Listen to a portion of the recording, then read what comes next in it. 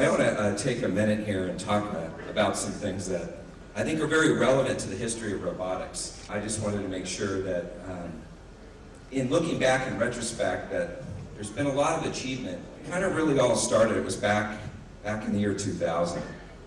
Dr. Menon had a vision. He also realized that laparoscopic surgery is hard and maybe not reproducible, certainly in a complex operation like radical prostatectomy. It was just a few months later, in that time, that late time frame of the year 2000, that he performed the first robotic-assisted radical prostatectomy with use of the Vinci system. It was a significant step forward. He really believed that there was a better way, and there was a better way to do the operation, and there's a better way that critical mass could embrace this procedure. And looking outward and looking forward, he started to build this program throughout the year of 2001. I got the fortunate opportunity to meet Dr. Menon at the very beginning of the year 2002, and then we got to know each other over time. I was responsible for our urology franchise, and then I traveled to the first AUA meeting that I attended in Orlando. In fact, that was the first ever showing of a 3D robotic-assisted prostatectomy video. It was pretty compelling. I remember watching that. And at that point, Dr. Menon sat down and we talked about things, some ideas, and we had the opportunity to explore, hey, could we get a group of people together and share this experience? You're doing wonderful surgery, you're building your team, and others are very interested, not only around the United States, but abroad. So it was that year, later that year, we had the first IRIS meeting in the year 2002. It was oversubscribed. We had many, many people coming, inquiring, I want to come, I want to hear about Dr. Menon, what he's doing, I want to hear about his techniques. And that was the start of an exciting time. And it led to a lot of things. It led to a building of a team that is exemplary and has gone on to do great things. Many of Dr. Menon's trained fellows, residents have graduated from his program and gone on and become leaders in their own institutions. There were a number of great groundbreaking publications that came out during this time. And many of the techniques that evolved were attributed to the work that Dr. Menon did. He was really a pioneer and a visionary. And I want to thank him on behalf of Intuitive, but I want to thank him on behalf of many of the other surgeons out there, and more importantly, the patients that were given the opportunity. And we reflect back on that. Can you believe that's over 10 years ago that this happened?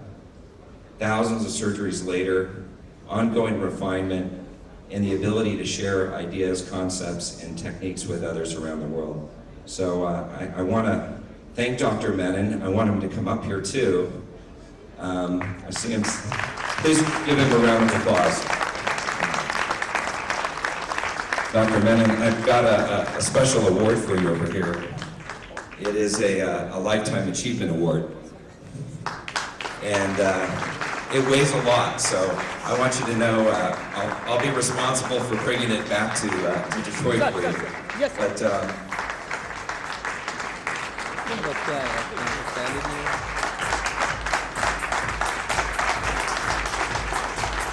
I just want to thank you very much for all your hard work, effort, and vision.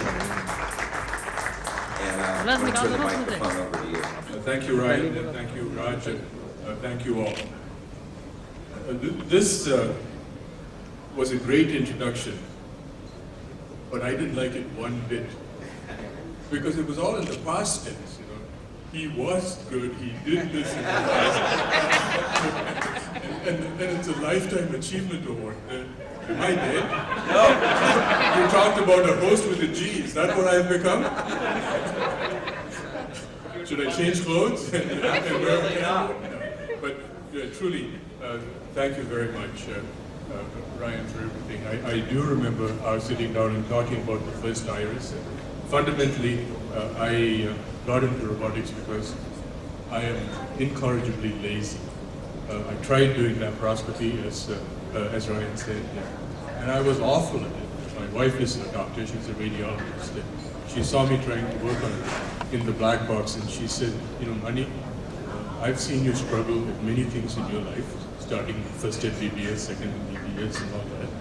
But I've never seen you struggle so hard. And I would say that you are pathetic. You'd better find something else to do, otherwise you will kill yourself. So I had the good fortune to have Jim Peabody, Ashutosh Tiwari, subsequently Alok Srivastava and Ashok Himal, and they were the wind beneath my wings.